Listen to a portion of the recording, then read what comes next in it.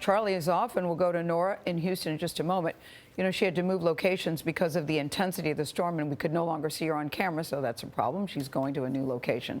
And officials now say the worst of the flooding in Houston is still 2 or 3 days away. Oh no, the country's fourth largest city is already facing what could be one of the worst flooding disasters in American history. And at least 2 deaths are blamed on Hurricane Harvey and its aftermath. Hundreds of streets and highways can only be navigated by boat.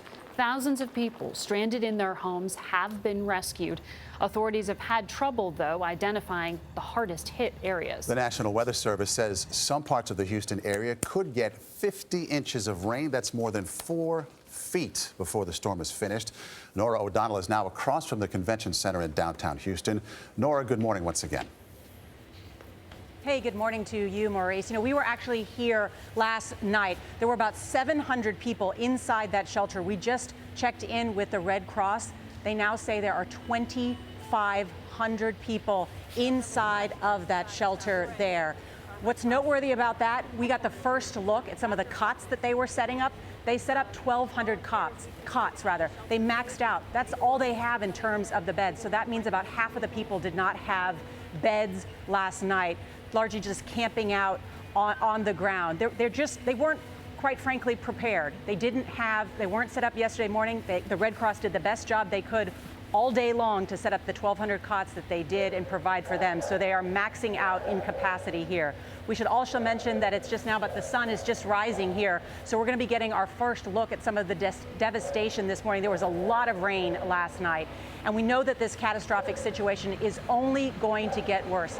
Here's the update from the National Weather Service. They said that this is beyond anything it has ever experienced. The head of FEMA said just a short time ago this morning that the Houston area will probably get another 13 to 20 inches of rain over the next several days. To me, that's just incomprehensible to think about where that water is going to go. And the flooding will max out on Wednesday or Thursday, and then it will finally start to recede very slowly.